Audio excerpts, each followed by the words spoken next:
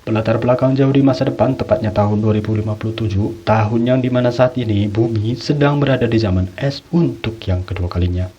Di tahun tersebut, matahari digambarkan sedang sekarat dan intensitas cahayanya kian hari kian berkurang untuk sekedar menghangatkan bumi. Jika keadaan terus memburuk, tentunya akan semakin mustahil bagi manusia untuk bisa terus bertahan.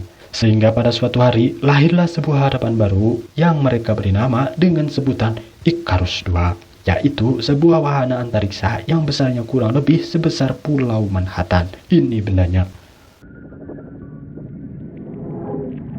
Benda tersebut melaju ke arah matahari dengan membawa bom kolosal dan 8 orang astronot di belakangnya yang saat ini sudah meninggalkan bumi kurang lebih 1,5 tahun yang lalu. Mereka kemudian akan menjatuhkan bom tersebut ke inti matahari. Tapi, apakah itu cukup sulit? Welcome to Icarus II.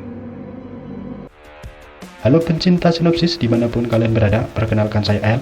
Pada pertemuan ini, saya ingin membagikan sebuah rangkuman film bergenre science fiction yang bertajuk Sunshine tahun 2007. Sebuah karya intelektual dari seorang Alex Garland yang diangkat menjadi karya visual oleh sutradara bernama Danny Boyle. Melibatkan setidaknya 6 aktor dan 2 aktris papan atas pada masanya. Di antaranya ada Cillian Murphy atau yang lebih dikenal luas sebagai Thomas Shelby, Chris Evans atau yang biasa kita kenal sebagai Captain America. Kemudian ada Benedict Wong, selanjutnya ada Rose Byrne, Michelle Yeoh, Cliff Curtis, Troy Garrett, dan juga Hiroyuki Sanada. Film ini mengajak kita untuk berinteraksi lebih dekat dengan luar angkasa dan juga beberapa kemungkinan yang terjadi seandainya kita berada di atas sana dengan atau tanpa peralatan tertentu. Seperti apa ceritanya? Tidak usah lama-lama, langsung saja ke alur ceritanya. Hey, Chris. Film diawali dengan memperlihatkan ruang observasi atau ruang pengamatan yang di situ terlihat seorang pria botak berkacamata hitam. Beliau bernama Sir atau kita panggil saja dengan sebutan Pak Dokter, yang merupakan seorang psikiater atau ahli kejiwaan dan kebetulan sangat terobsesi dengan permukaan matahari. Kemudian kita diperlihatkan pada sosok orang nomor 1 di pesawat Icarus II, yaitu Kaneda, yang saat ini mengatakan pada para awak kalau perjalanan mereka ternyata 7 hari lebih cepat daripada yang diperkirakan sebelumnya. Itu sebabnya sebentar lagi komunikasi ke bumi akan segera terputus. But if any of you planning on sending a final message home, you should do it now. Beranjak ke ruang pusat komunikasi, kita akan diperkenalkan dengan karakter ketiga, yaitu sang fisikawan Kappa yang sedang melakukan sesi percakapan satu arah untuk dia kirimkan ke bumi. Sambil menunggu Kappa mengirimkan pesan, kita diperlihatkan dengan taman oksigen yang dikelola oleh tokoh nomor 4, yaitu Corazon, seorang ilmuwan wanita dan sekaligus orang yang bertanggung jawab dalam persediaan oksigen. The O2 productivity is good. Kembali pada Kappa yang saat ini sudah selesai dengan sesi percakapannya, kita akan diperkenalkan dengan karakter kelima yang bernama Mace. Dia merupakan seorang engineer atau insinyur teknik yang dikenal cukup keras kepala, dan ini salah satu tabiatnya.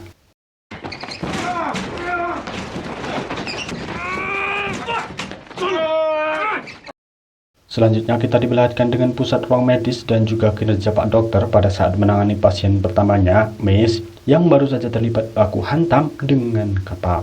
Gara-gara sesuatu yang sebenarnya bisa dilakukannya jauh-jauh hari sebelumnya. Singkat cerita, Pak Dokter berhasil menenangkan Mace dan di sini kita akan diperlihatkan dengan sebuah teknologi simulasi yang menampilkan video, suara, dan juga getaran layaknya ketika seseorang sedang berada di bumi. 2 hours?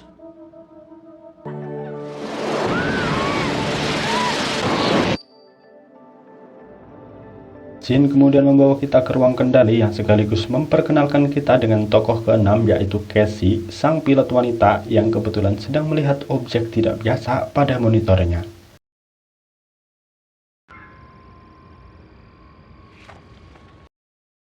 Lalu di ruang observasi itu, Kaneda mengatakan pada seluruh awak bahwasanya objek yang tadi dilihat Cassie adalah Merkurius. Mercury.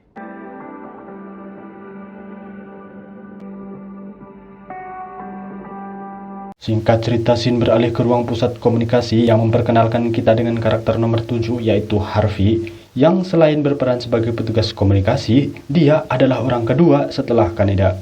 Kebetulan di sana dia sedang mendengarkan sebuah transmisi asing yang setelah diselidiki lebih jauh lagi, ternyata itu berasal dari mercusuar Icarus I.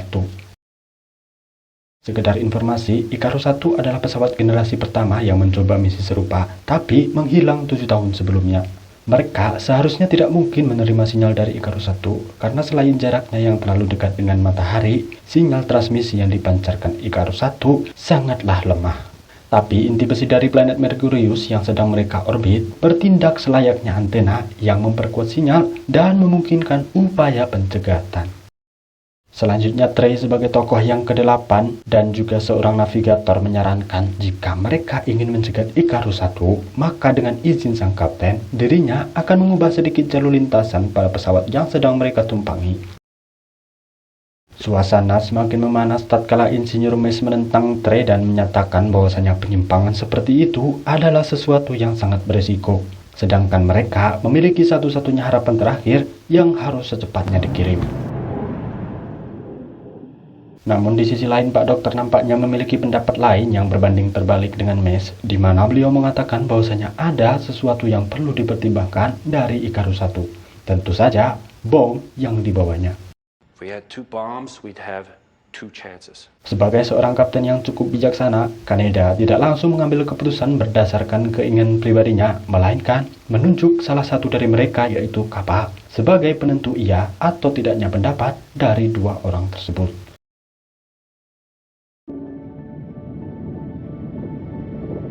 Masih dengan permasalahan yang sama, Shin kemudian beralih ke ruang simulasi di mana Kaneda terus-menerus mendesak Kappa agar secepatnya membuat keputusan terkait Icarus I.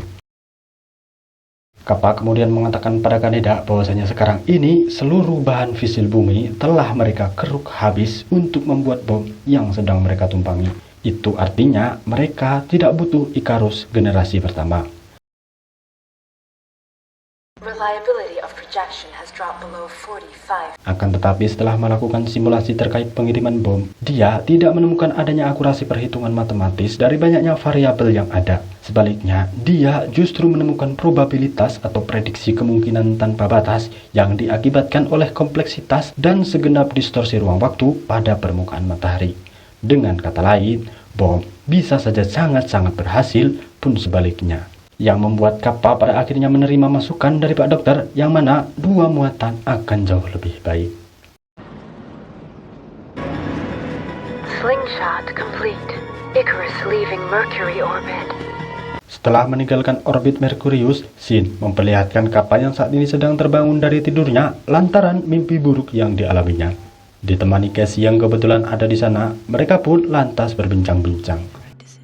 Tidak lama setelah itu mereka kemudian dikejutkan dengan bunyi alarm yang belum diketahui apa penyebabnya. Lantas mereka pun berlari menuju ruang kendali.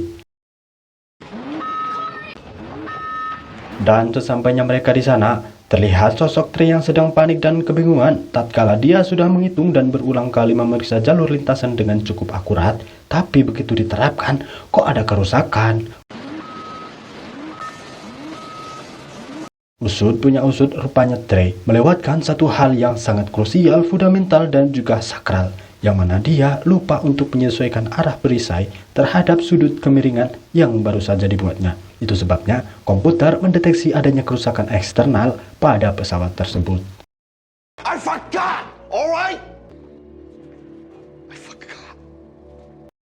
Walaupun belum diketahui secara pasti komponen apa yang sebenarnya rusak, namun di sini prosedur perbaikan harus segera dilakukan. Karena kerusakan sekecil apapun bisa saja membesar, lalu merembet dan menghancurkan seluruh pesawat. Tentunya selain itu akan membunuh mereka semua, misi yang mereka gadang-gadang juga akan berakhir sia-sia. Singkat cerita, Kaneda menunjuk diri sebagai relawan untuk membantu Kappa. Mereka kemudian akan memeriksa bagian perisai. Sementara itu di dalam pesawat, Mace dan juga Cassie kini mengambil alih pesawat secara manual dan berusaha memutar pesawat agar bagian kerusakan menjauh dari matahari. Okay, guys. By that much, we're gonna lose comm towers 3 and 4. Walaupun sebelumnya Mace dan Cassie sudah diperingatkan Harvey tentang resiko terbakarnya menara komunikasi jika nekat berputar sejauh itu, nampaknya Mace masih sedikit kesal dengan kejadian pada saat dia gagal mengirimkan pesan ke bumi. Lantas dengan segenap perasaan itu, dia kemudian memutar pesawat dan mengatakan bahwasanya mereka tidak butuh menara itu lagi. Alhasil, kini mereka kehilangan 2 menara tersebut.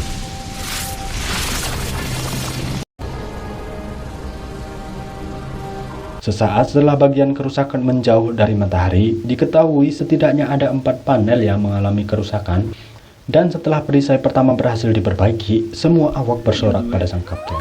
Tapi tiba-tiba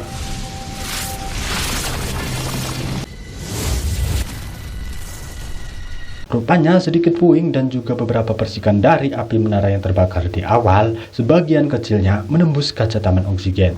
Sesuai dengan teori segitiga api, jika panas bertemu dengan bahan bakar dan kebetulan di situ ada cukup oksigen, maka yang terjadi selanjutnya adalah reaksi pembakaran. Karena tidak ingin berlama-lama dengan masalah api, May sebagai seorang insinyur yang jenius, dia segera mengambil keputusan darurat dengan cara menembakkan setengah cadangan oksigen supaya api segera menyembur dan menghilang.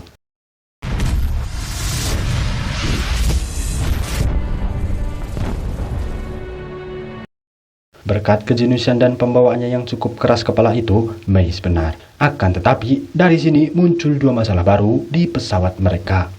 Pertama, hancurnya seluruh taman dan segala macam tumbuhan di dalamnya. Dan yang kedua, tentu saja mereka sudah kehilangan setengah dari cadangan oksigen yang ada. Disebabkan kegagalan pada unit taman persediaan oksigen yang sekarang porak-poranda, Icarus mendeteksi bahwasanya misi ini sudah gagal. Sesuai dengan prosedur penerbangan yang sudah menggunakan teknologi berbasis AI, jika ada kegagalan yang disebabkan oleh faktor human error atau kesalahan manusia, maka komputer akan segera mengambil alihnya. Icarus, take control of the ship. Itulah sebabnya Kaneda memerintah Kappa agar dirinya segera mundur mencari tempat yang aman, karena sebentar lagi perisai akan kembali menghadap matahari. Sementara itu, dia akan tinggal sembari memperbaiki panel yang terakhir, yang membuatnya harus terpanggang radiasi dan meregang nyawa seiring perisai terakhir berhasil diperbaikinya.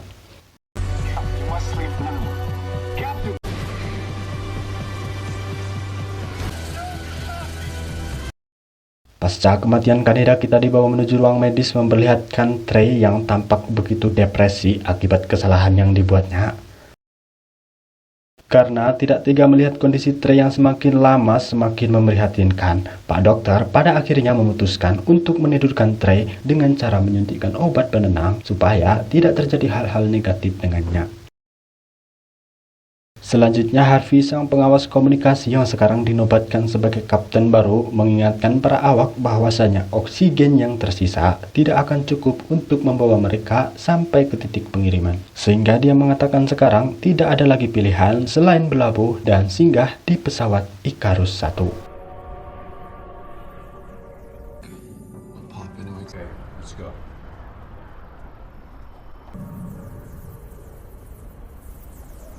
Dan tiba saatnya berlabuh, Pak Dokter, Kappa, Mace, dan juga Harvey kini berangkat menggeledah pesawat Icarus 1, meninggalkan Casey, Corazon, dan juga Trey di pesawat Icarus 2.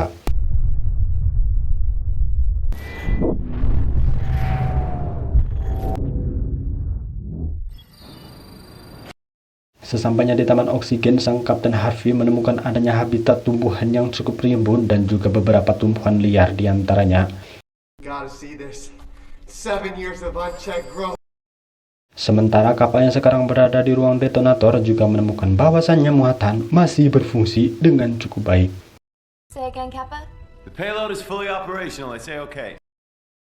Tapi sepertinya harapan mereka harus pupus seketika tatkala Insinyur Mace mengatakan pada seluruh awak bahwasanya pengiriman muatan tidak mungkin bisa diupayakan. Karena jantung dari pesawat yang bernama mainframe tidak ditemukan di pesawat tersebut.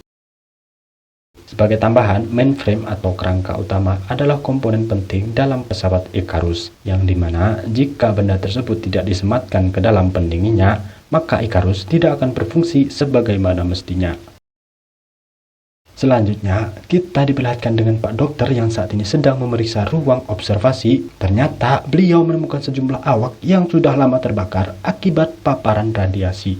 Usut punya usut, rupanya orang-orang tersebut sengaja memanggang diri mereka sesuai dengan kepercayaan agama tertentu.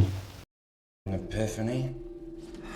he saw the light. Tapi tiba-tiba kedua pesawat itu secara eksplosif terpisah yang membuat mereka berempat terlantar dalam pesawat tersebut.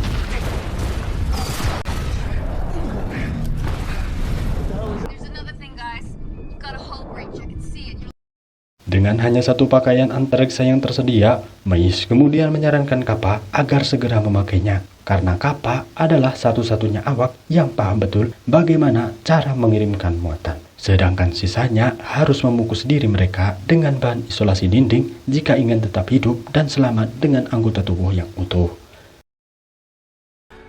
Anyone got any better ideas? Karena sistem komputer pada Icarus 1 tidak berfungsi sebagaimana mestinya, Pak Dokter menyadari bahwa salah satu dari mereka harus tetap tinggal untuk membuka airlock secara manual. Walaupun pada awalnya mereka menunjuk Harvey agar tetap tinggal, namun pada akhirnya beliau menunjuk diri sebagai relawan agar sisanya bisa kembali ke Icarus 2 dengan selamat. Lalu dengan sisa tekanan udara yang ada di ruangan itu, Pak Dokter secara manual melepaskan airlock dan melontarkan mereka bertiga ke arah Icarus 2. Ketika mereka sampai pada Icarus 2, Kappa langsung meraih pegangan pada pintu masuk. Begitu juga dengan Mace yang berhasil meraih pegangan pada sisi lainnya. Akan tetapi, Harvey menjadi satu-satunya orang yang gagal meraih pegangan yang membuatnya terus melayang dan terombang-ambing di luasnya angkasa.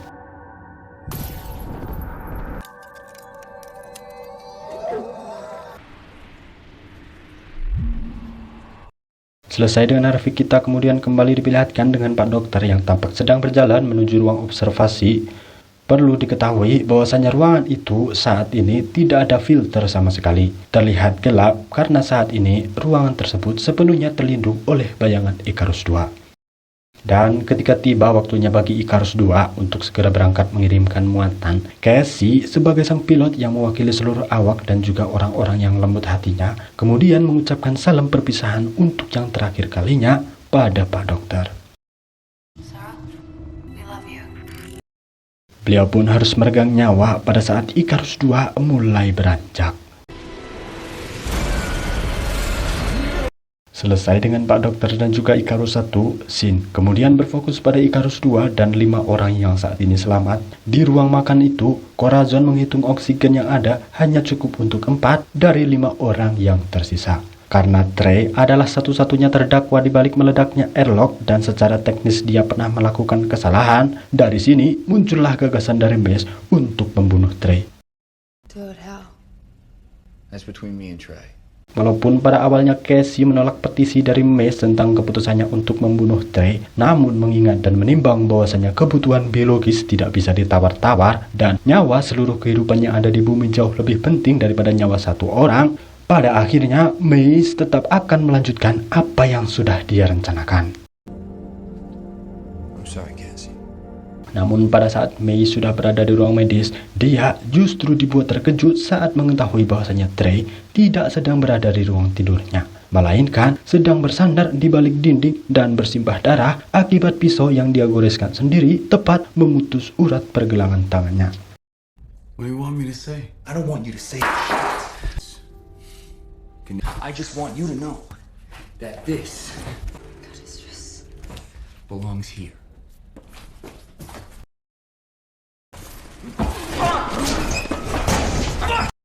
Singkat cerita, Sin kemudian beralih ke ruang detonator memperlihatkan Kappa yang saat ini sedang memeriksa tanda-tanda kesehatan seluruh awak. Tapi tidak lama kemudian, Kappa dikejutkan oleh Icarus yang tiba-tiba mengatakan bahwasanya cadangan oksigen masih belum cukup untuk membawa mereka ke titik pengiriman. Dikarenakan ada penumpang gelap yang tidak diketahui siapa namanya dan saat ini sedang berada di antara mereka. Icarus, where is the fifth crew member?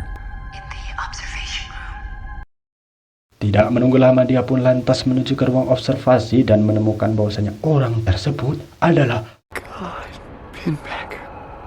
Pinbacker, kapten dari Icarus 1 yang ternyata masih hidup dan mengalami luka bakar parah di sekujur tubuhnya.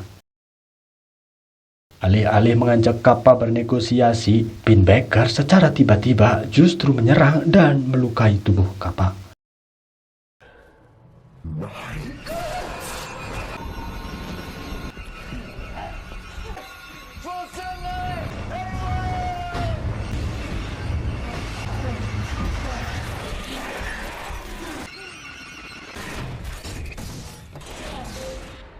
Selesai dengan kappa, Pinbacker kemudian menuju ke ruang mesin, kemudian secara paksa dia mengeluarkan 4 mainframe dari bak pendinginnya. Dari sini bisa kita simpulkan bahwasanya dalang dari airlock yang tiba-tiba meledak di awal bukanlah aksi dari seorang Trey, melainkan ulah dari sosok tersebut. Selanjutnya, scene memperlihatkan taman oksigen yang telah hancur akibat insiden di awal. Di situ tampak Corazon yang dibuat terpana dengan fenomena yang dia lihat.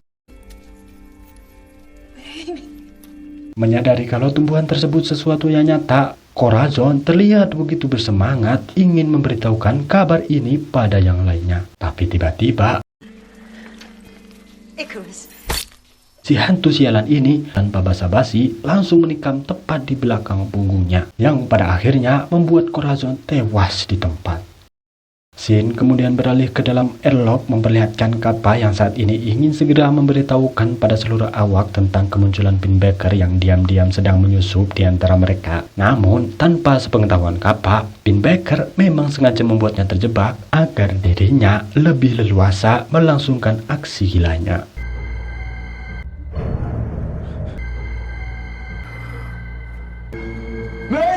Suasana semakin mencekam tatkala seluruh sistem kelistrikan dan semua lampu penerangan di pesawat itu tiba-tiba mati. Di saat yang sama, Casey yang saat ini sedang rebahan di ruang kendali juga dikejutkan dengan seluruh pencahayaan yang tiba-tiba mati. Kappa? Kappa!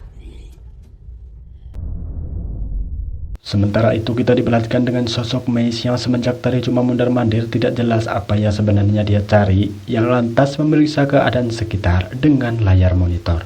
Kebetulan di sana dia melihat Kappa yang saat ini sedang terjebak dalam bilik airlock. Lalu tanpa basa-basi, Kappa langsung mengatakan pada Insinyur Mace bahwasanya sekarang pesawat mereka sedang disabotase oleh Pinbacker.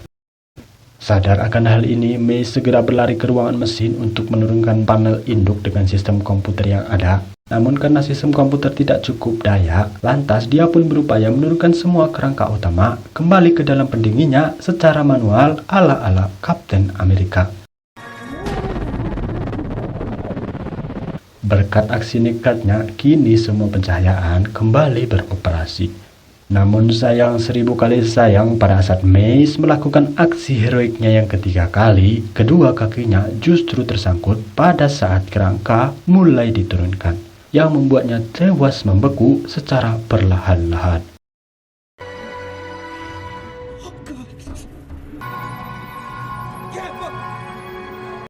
Menyadari hal ini, Kappa pun berencana untuk membuang seluruh cadangan oksigen yang ada di dalam pesawat dan mempersiapkan segala sesuatunya agar pada saat airlock terbuka, seluruh tekanan udara yang ada di dalam pesawat tidak lantas membuatnya terlontar ke luar angkasa.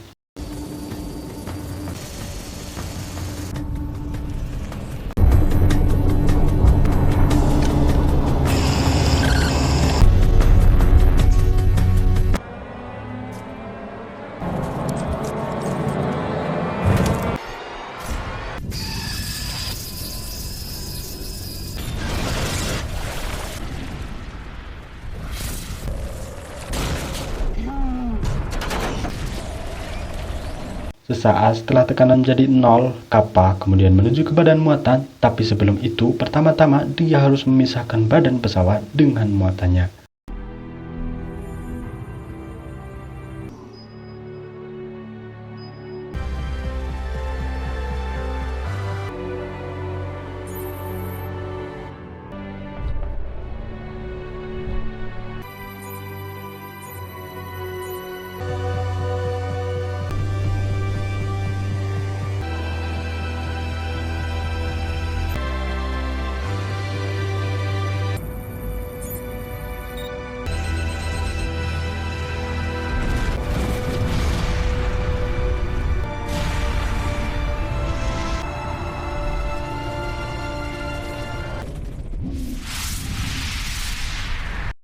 Sesampainya di ruangan bom, sekarang muatan sudah meluncur tepat di antara corona. Di sana, Kappa menjumpai Casey yang sedang duduk bersimpuh, tampak lemah dan tidak berdaya. Kappa kemudian menghampirinya dan menanyakan sesuatu, tapi belum sempat dibalas, Pinbacker tiba-tiba menyergap dan membawa Kappa ke tepi jurang.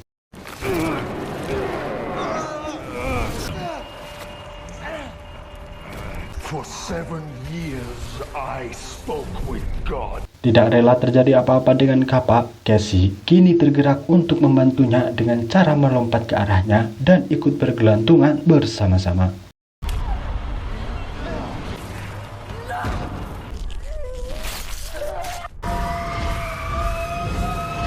Casey yang niat awalnya ingin membantu Kappa sekarang justru membuat mereka berdua jatuh di jurang yang sama. Tapi tiba-tiba mereka terhenti tatkala badan muatan berhasil memasuki pori-pori matahari dan kecepatan momentum gerak dari badan muatan relatif lebih cepat terhadap percepatan gravitasi yang membuat keduanya pada akhirnya selamat. Sesaat setelah itu Casey meminta Kappa agar secepatnya bergegas menyelesaikan misi ini karena waktunya sudah tidak banyak lagi. Sesampainya di ruang detonator itu, Kappa segera mempersiapkan segala macam alat dan perangkat yang dibutuhkan, walaupun pada awalnya dia tidak yakin apakah bom akan berhasil dalam kondisi se-ekstrim ini. Tapi kemudian, Kappa melihat percikan demi percikan mulai menyala, disusul dengan penampakan permukaan matahari yang sudah menembus badan muatan.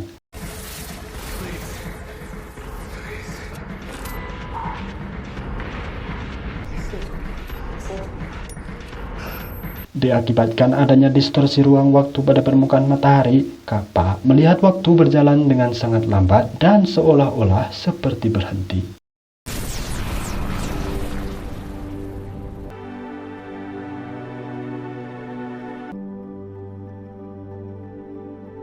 Kita kemudian diperlihatkan dengan bumi, tepatnya di pelabuhan Sydney, memperlihatkan adik perempuan Kappa bersama kedua anaknya yang sedang menyambut datangnya sinar matahari, pertanda bahwasanya misi telah dikirimkan dan berhasil.